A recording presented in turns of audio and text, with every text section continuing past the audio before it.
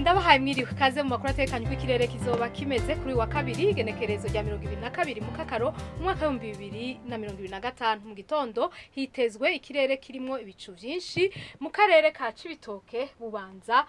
Kayanza Ngozi Muramvya Bujumbura Rumonge Mwaro hamwe na Makamba mu zindi ntara hakaba hitezweyo ikirere kirimo izuba n'ibicu bike ahazoba hakanye kurusha handi ni mu ntara ya Gitega aho ipimo bizoba biri kuri dogere Celsius 13 ku muhingamo hitezwe ikirere kirimo izuba n'ibicu bike mu karere ka Bubanza Bujumbura Muramvya Rumonge Makamba hamwe na Cankuzo mu zindi ntara hakaba hitezweyo ikirere kirimo ibicu vyinshi ahazorangwa ubushuhe kurusha handi ni mu karere ka Cibitoke aho ipimo bizoba biri kuri dogere Celsius 31 Ejo mu gitondo izuba rizoseruka igihe cy'isaha 12:10 rirenge igihe cy'isaha 12:8 zo ku mugoroba.